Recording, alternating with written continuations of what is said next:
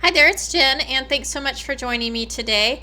Today I am creating a card with a digital image from a Joy Clair, as well as with some Rinea Foil. Joy Clair and Rinea are having a collaboration for the month of October, and so I will be using some of their foils in my card today. This pack that I am using is called Haunted Variety Pack. It is really super pretty paper. This is the artist pack. It's a 4x6 size. So they have three colors, the black, the green, and the orange, all with little stars on them. And then they have just some regular foil in black, orange, and green. And then on the reverse side of that, it is gold. So this is really, it's not stiff paper, but it's stiff enough where you can create dimensional items. But today I'm just going to put it on a card. And so I have chosen the stamp set from Joy Clair September release, and this is called Sweet Halloween.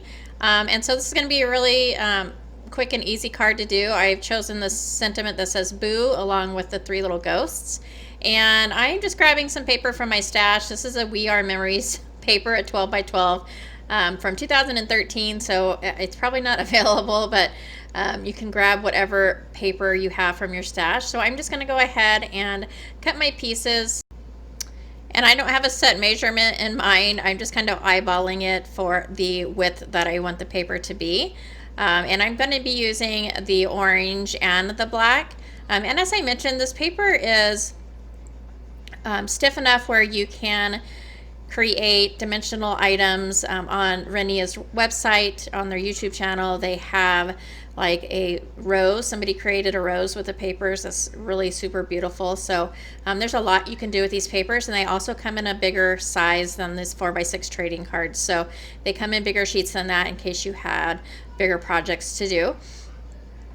So for my card, I am taking a die from my stash. This is actually, I believe it's a Hello Bluebird border set, and I just took one of the dies and cut that pattern paper.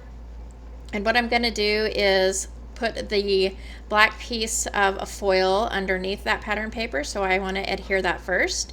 So I'm taking my tape runner and I'm trying to line up where I want that foil paper to make sure that it's going to be covered fully. I don't know if you can hear the kids in the background. The door is shut, but they are very loud. So if you can hear that, I apologize. And then I'm going to take the pattern paper and use my double-sided or my tape adhesive on that as well, and just layer that on top of that foil. And then I will adhere the orange piece the same way. And then I'm going to take that little leftover piece that I had left over from when I used the die, and that's going to go kind of to trim up or make that area look, the transition between the two papers look a little bit better. And so I adhered that with my tape runner as well. And then I'm going to go ahead and color up my ghost. I'm using my Copic Chow markers in C0 and C3, and then I also take the blender just to blend out some of those gray colors. So I chose to use the standard white ghosts. I would have loved to use a different color, but because my colors on my card are already orange, black, and green, I didn't really want to sway too far from that. So I just stuck with the coloring the ghosts in a gray. And I will use my scan and cut to cut these out. They are not difficult, I imagine, to cut out with fussy cutting, but I don't cut very well with fussy cutting, and so every chance I get now, I use the scan and cut to cut out my images. And I did use the scan and cut as well to cut around the BOO letters. And then I took a piece of twine for the side of the card, and since I put the twine on there, I couldn't put the card flat onto the card base. And so I'm using a very, very thin foam to adhere to the back to account for that, the thickness of the twine. And this foam is great to use when you just want it a little bit raised off of the card. I know some of the tape foams are a little bit thicker, but this is perfect if you just want a little bit of dimension, and it is super inexpensive. I believe I probably got this either from the Dollar Tree or from Walmart. It came in a big stack of lots of different colors, but this is great. for just a little bit of height on your card. And so I'm going to go ahead and adhere that with my tape runner. And I'm going to mat this on a piece of 4 1/4 by 5 1/2 black cardstock. I did trim my panel down a little bit on around all the sides just to make sure that I could mat it against a black background. And so I will go ahead and mat that and then adhere the entire panel to my 4 1/4 by 5 1/2 card base.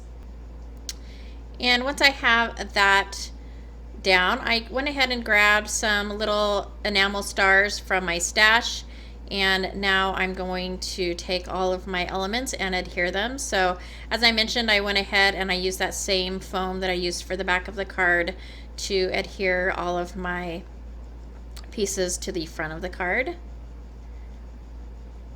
So it gives just a little bit of dimension, but not too much, which is also good when mailing your card, because it adds just enough to give it a little bit of height, but not so much that you would need to have the card hand stamped or have to pay extra postage. So I'm going to add my little ghosts and finish up this card. I do take my glitter pen and put a little bit of glitter on the ghosts, but that pretty much finishes the card off. And this is a cute little card that you could give to either an adult or a child. I don't think it would be too kitty-like, I guess, to give to an adult.